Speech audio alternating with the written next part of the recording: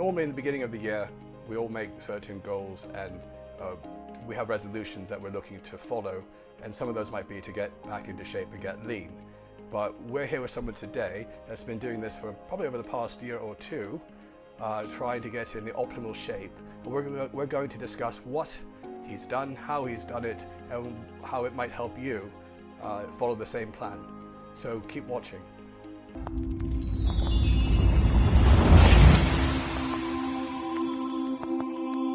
Hi, I'm Mike, founder of Balance My Hormones, where we help men and women on their journey to optimal hormone balance. If you're new to the channel, please consider leaving comments and subscribing so you get future content. So today, the special guest I've got with me is Dr. George Touliatos. He's an author, a doctor specializing in TRT, and he's also an avid gym goer and a follower of the sport of bodybuilding.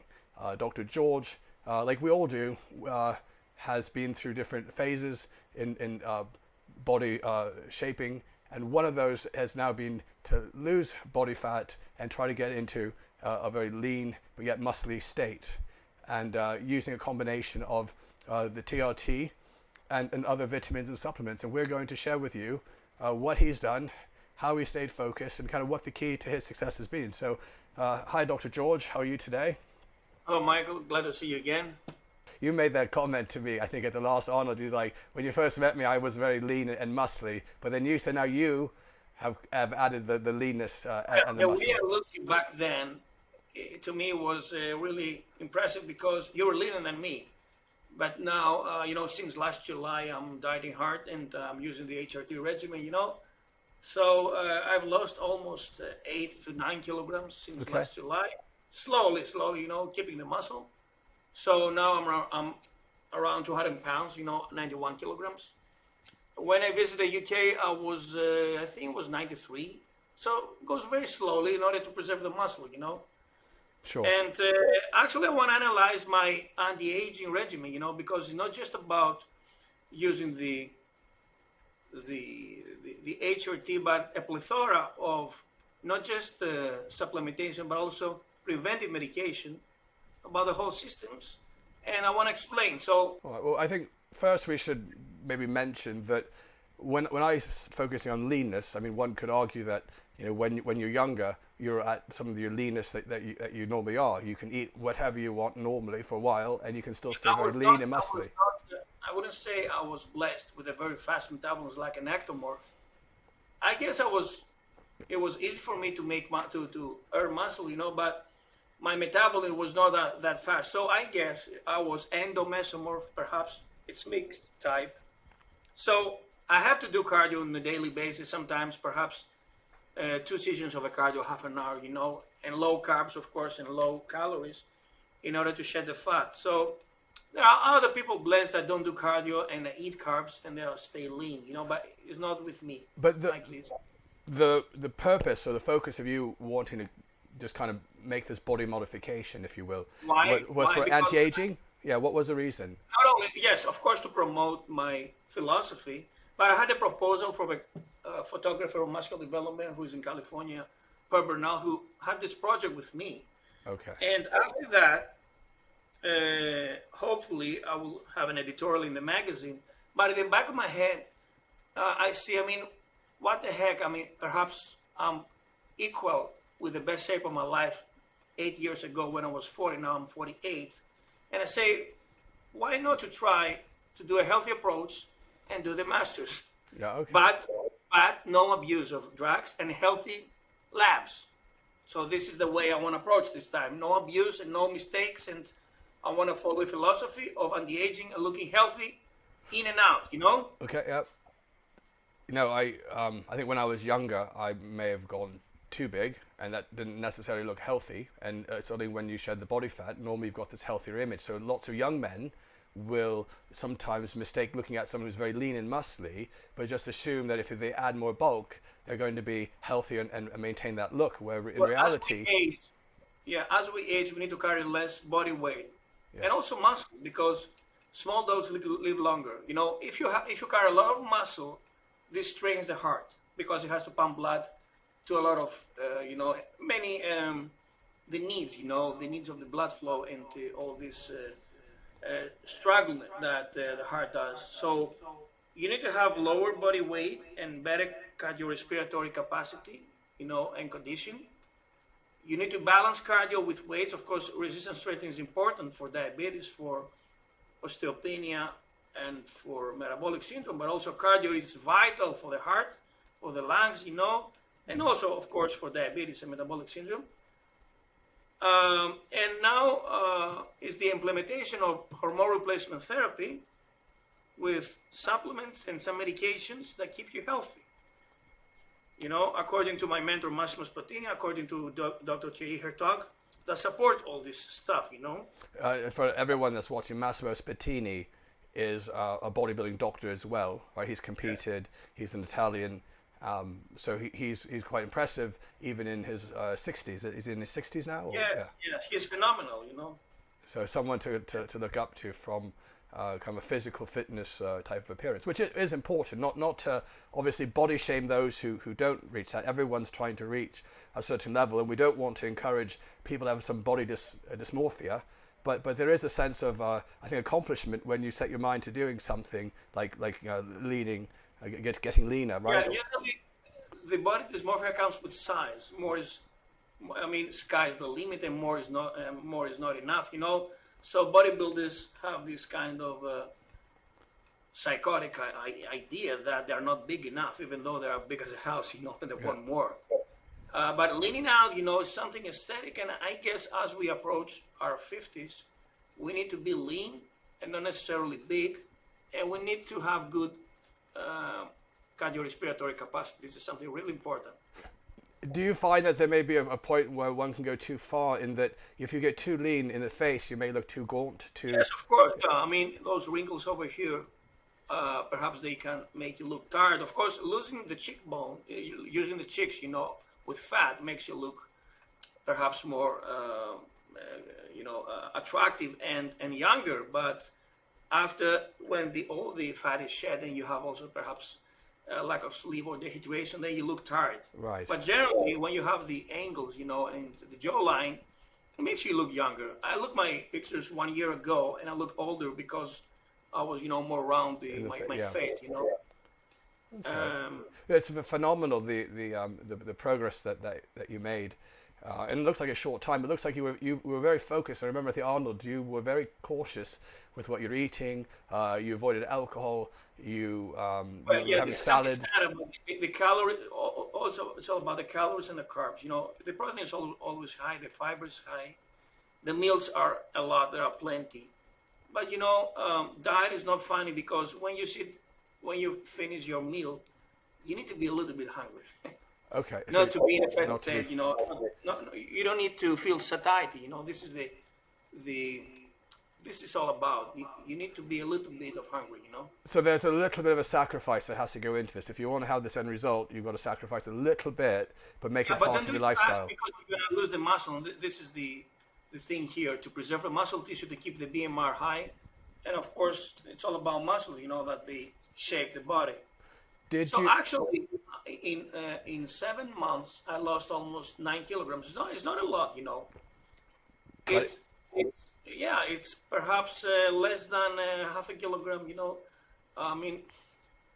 half a kilogram per week or less than that.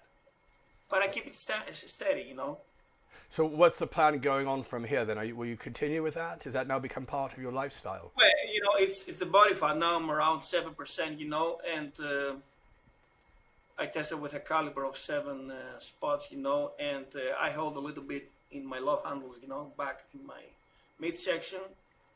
Besides that, I look really good, the vascularity, but I think I want to go close to 6, so just a little bit to break the barrier of the 90 kilograms, Have you noticed any negative effects of getting that lean? Some people report that their sex drive dips when they get too lean. Have you noticed any of that? The sex drive to me is, you are plagued with testosterone, with testosterone, with DHT. Yeah. We take these androgens, but if you do fasting, the fasting elevates the HCG, and this is not cool about the free testosterone. Okay. And if you also lower the carbs and you follow keto diet, it's the same. The insulin goes down and the HCG goes up, so it blocks your free testosterone. Have you done some intermittent fasting as part of your? Never, never. No, no. Every 3 times I eat. No, So I can't every stand three this. hours, every three Yeah, hours every you eat. hour. Five solid meals a day, perhaps 1 or 2 shakes, but I never miss a meal. Now the only fasting I apply is from the dinner to breakfast. This 12-hour window, And what time do you finish with the dinner? When's your last meal? 9.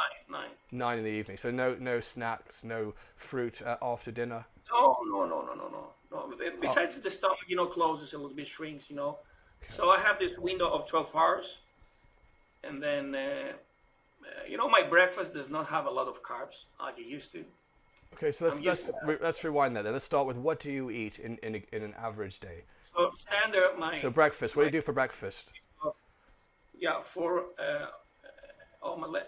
omelette with 4 eggs, but I eat a little bit, a special kind of eggs that come from a bird. I don't know how to say this, but really delicious and very nutritious. Okay. Now, they're about 1/4 of the size of the regular eggs, so I make 12 out of this.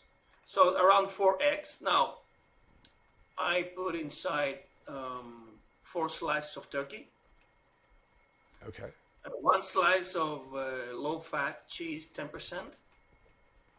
Okay. Okay, and 50 grams of salmon, smoked small salmon. So smoked salmon, yeah. Yeah, and perhaps 50 grams of shrimps instead of salmon. Oh, shrimp sometimes. Okay. Shrimp, yeah, and of course my black coffee with some collagen powder, some BCA, some glutamine inside. Okay.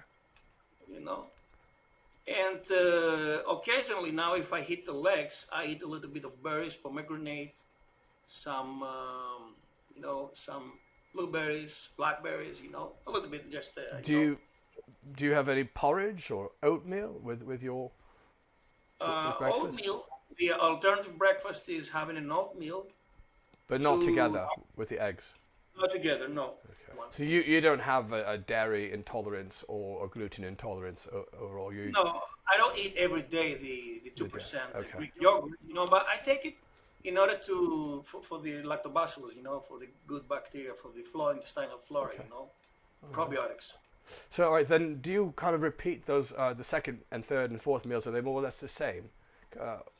When you The say same, yeah. I mean, standard lunch and dinner are the same. So either is red meat, either it's buffalo burger, or it's chicken, either rooster, either turkey, white meat, either rabbit, with broccoli, a little bit of brown rice, and a little bit of sweet potato. okay, and You know? do you prepare the meals ahead of time, or Yeah. I mean, the same day. the same day? Okay. So my snack, my second meal is ideal with my fourth meal. So we have breakfast, lunch, and dinner, and then we have 2 intermediate same snacks. So after the breakfast and after the lunch, identical. The snacks, which is some protein powder again, or some boiled eggs, or a little bit of salmon with some vegetables, stuff like that. And that's in between the meals, but you're eating every 3 hours.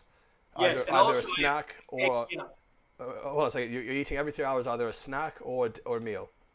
Yeah, whatever. It's 9, 12, 3, 6, 9, the time period of my meals, approximately. Do And you- also I eat one nut out of everything. So 1 almond, 1 cashew, 1 macadamia, 1 Brazilian, and 1 walnut in order to keep a good lipid profile. Okay. I'm taking those 5 nuts with every meal, After I finish my every meal, I'll take my nuts to keep my good cholesterol Okay. profile. And of course, my supplements with every meal. All right. And have you noticed? Have you done further blood tests on your cholesterol? Have you seen an improvement in your cholesterol? Yeah, it keeps me really good, but I have to tell you, I'm taking also my formula. I have manufactured a formula with top ingredients of supplements, top 6. That work like statins, So they Okay. keep All right. Those are your meals that we talked about. So, and I was just going to ask you: do you ever get tired of eating more or less the same all the time, or what's But sometimes, Michael, I have to tell you, I get tired because of low energy, because of low carbs. Yeah. Yeah, I mean, and my mood is a little bit sometimes grumpy, you know, but getting used to it, and I know that this is how it works. Okay. This is how you melt the fat, by this a little bit of suffering, but it works. It definitely works. This reminds me of in like the late 90s, early noughties, 2000s. This was very common. The 5 to 6 meals a day, every few hours. I was doing it as well, and I did notice. Because you boost the metabolism by eating regularly. You know, the fasting is good because, I mean, it lowers the insulin and you burn the fat. But at this time, the BMR goes sluggish, and you have the risk to sacrifice muscle tissue out of gluconeogenesis. So you need to provide BCAAs or some aminos. So essentially, the diet that you've done for yourself is one that is what bodybuilders do pre-contest. High protein, moderate carbs, high fiber, low fat. Okay. Yes, that's it. So the fiber and the protein keeps you the metabolism high and gives you satiety. Okay, and a little bit of carbs for energy, for muscle sparing, and a little bit of good fats for energy and for health also. So thanks again for coming on another video with Balancing Hormones. It's Dr. George Touliatos, and if anyone has their own experience with a certain diet regimen or any success they've had in losing weight, send us some comments or even before and after picture. We're happy to mention it on the channel. So thanks again for watching. If you like the channel, please press like and subscribe, and we look forward to seeing you next time. Thanks again.